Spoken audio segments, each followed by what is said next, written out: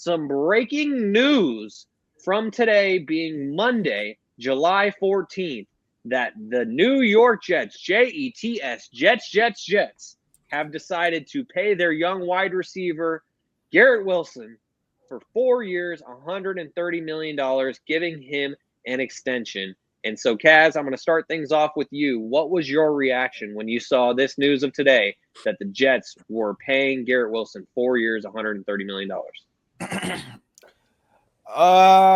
It wasn't anything too crazy. I mean, he's Garrett Wilson. He's a great wide receiver. He plays for a very bad team, and usually really bad teams, what they do is they find that superstar, they latch on for dear life for those ticket sales and those jersey sales. And what better guy to do it other than Garrett Wilson? I mean, you get rid of Rodgers was there, right? And he's gone now. And they got the help with Devonta Adams, and he's gone now. And now it's just Garrett Wilson. So what do? Do you make your organization look really bad and get rid of your other superstar, probably your best player on your team, if you were to ask me? Or do you pay the guy and just hang off with your life? And it seems like they're going to do the smart thing for their business and hang off with your life. So expected. I mean, the dollar amount didn't matter. Wide receivers make money nowadays. That's just the way it is. It's the way the market goes. So the money, it could have been for 150, 160. It could have been for an all-time, over Jamar Chase, right? But regardless, wide receivers, they're going to get paid. It's not going to stop anytime soon. But shout out to Garrett Wilson. I mean, he deserved it. He's a baller. So. Jaevon, what was your thoughts on the Jets giving Garrett Wilson that contract extension today? Yeah, $90 million guaranteed is a lot of dollars. Obviously, the dollar amount puts him at an APY of 31, if I'm not mistaken. 32.5. 32.5. So that is higher than top five money. It's higher than Ayuk's contract. It's higher than I think Jamar and Jetta's, they're like up here. I think is he more than CD? I don't know if he's more than CD. I think he's like right below CD. So he's getting, like Kevin said, top five money. Young receiver, was kind of due for a contract. And you saw it right away when he was, when he first came out, didn't really have anyone throwing the ball. Then he got Aaron Rodgers. I don't know if that helped him, like boosted him. Like he would have got Aaron Rodgers like 5 years ago. If Garrett Wilson was just born 5 years earlier, he probably would have gotten a different type of Aaron Rodgers. But we all know he's at the tail end of his career, off an Achilles. So that all played a factor into it. But Garrett, it really didn't matter who was throwing Garrett Wilson the ball at any point in time, because we all knew he was going to be able to get the ball. Now it's just looking at his team currently constructed. Justin Fields, Breece Hall still in the backfield. It's kind of just him. You're kind of wondering who's going to step up in that wide receiver room. We all know that he's he's no strangers to double teams and number one coverage. But now it's kind of like, all right, Justin, let's see if you can make something happen with this, this team currently constructed. And I don't know how good the Jets are going to be. I just think they're going to be a bad team, and Garrett Wilson's going to put up stats. He was a guy that I was looking at possibly getting traded, because it was very quiet about what he was going to do coming into this offseason, just based off of what direction the team was going in, and his contract that, he was nearing the end of his rookie deal. So were they going to pay him? Were they not? I mean, the Jets aren't really paying anybody, so it's like, kind of got to do right. Want to keep the best players possible. Usually most of the money goes to a quarterback. But when your team, I wouldn't say, doesn't really have a quarterback, you kind of look elsewhere to pay you can pay your skill guys. It's kind of a different situation with certain teams and what they view as valuable. Like the Cowboys, they're paying Dak 60.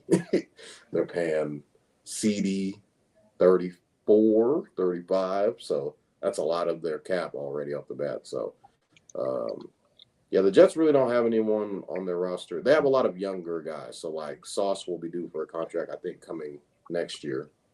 I would expect a bigger number. He has to play better. Didn't play that well last year. But I think with as far as the Jets, where they're kind of going, you don't really know because they don't have a quarterback. But they do have Garrett Wilson. He's really good at football. So get him the ball. I think the money's kind of deserved. Kaz already mentioned that receivers are getting they're getting 30 plus. So these are low NBA numbers. But I mean, for a receiver, $30 million, a lot of money. And it's only going to go up because cap just continues to go up and up. And you look at what these GMs, how they're going to start paying the majority of their skill players. Is there going to be a point in time where we're just going to lock everybody up? All of our good guys, all of our skill players, we just got the money now because the cap is so big. Well, we could just pay him this and we could pay him that. I think it kind of,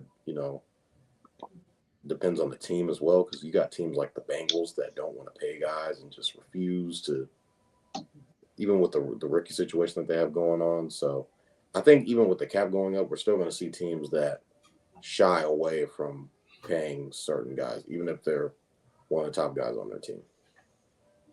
Yeah, and speaking of another reigning champion, Kevin OH. IO, baby. Yes, sir. So as we know, Garrett Wilson is an alumnus of the Ohio State University. And so, Kevin, as a fellow Buckeyes fan, Kevin, just what are your thoughts on a member of wide receiver U going on to get paid in the NFL? Very, very interesting. I know we mentioned with Aaron Rodgers, kind of stunted his development. He hasn't had a consistent quarterback play. And then you bring in a guy like Devontae Adams, who him and Aaron Rodgers have that chemistry going back to Devontae's rookie year. So Garrett definitely had to take the step back. He's been a wide receiver one his whole career until last year. It was very interesting to see that he was the first person from the 2022 draft class to get extended. He wasn't a rookie of the year like Sauce Gardner. He wasn't all pro like Sauce Gardner. And I know Toddy mentioned it. He had a bad year last year, but 3 out of 4 years, all pro, rookie of the year, Pro Bowl. That's where the money should go. But like Toddy said, they're not paying anybody. So I get it. And like Kaz mentioned, the market is the market. For us to say in 2025, DK Metcalf is I want to get this number right. He is the 4th highest paid receiver in the NFL. Is insane. So you got Jamar at 40.25. You got Justin at 35. CeeDee Lamb at 34. DK Metcalf at 33. Garrett Wilson at 32.5, following A.J. Brown at 32. So when you look at those numbers, how much they're getting paid with the production, it doesn't really add up. I know Garrett Wilson has had bad quarterback play. I know DK Metcalf has had bad quarterback play, but the other 4 guys have had consistent quarterback play. And Joe Burrow, Dak Prescott. Well, I guess Justin Jefferson hasn't had consistent play either. But a lot of those guys have a lot of consistency in their offense. So it's going to be really interesting to see if DK can carry that over. I'm really happy to know that Garrett Wilson will be a Jet for a long time. And Shaun, as the VP, as the president of the Justin Fields fan club, this means Justin Fields will be the quarterback for the future. I know he's only on a 2-year deal. They're stacking up draft picks. But if you're paying Garrett all this money, it comes with some cojones when it comes to decisions. So I think Garrett Wilson is going to be able to keep his college quarterback around for a long time. All he has to go out there and do is prove it. But as far as the Jets go, they're in a really good time right now. They're in a hard division. The Bills are the Bills. The Dolphins are and the Patriots are up and coming. So it's either the Jets' time to take that step over the Dolphins or take that step behind the Patriots. The Patriots are making a lot of good moves. So the ball's in the Jets' court. They're finally free of the Robert Saleh, the Aaron Rodgers, bringing all the Packers players over. So it's a new regime. They got the DC from Detroit, yeah? Aaron Glenn. Aaron Glenn. Yeah. So they have it. He's going to come in there and bring it. And just like the Texans head coach, D'Amico Ryan, he was a former Jets player. So to have a guy in that building that had literally put his blood, sweat, and tears into that stadium it's going to go a long way because we've seen it, like I said, with D'Amico Ryan, how fast he was able to turn it around. Players really get around and really rally around that kind of stuff. So it's going to be really interesting to see what the Jets can do this season. Probably not playoffs, but just continuing to get better and see what they can do. Yeah, the thing that I noticed with Aaron Glenn right from the jump is that he was keeping all the players. Playoffs, Kev? No, hell no. Come on, Kev.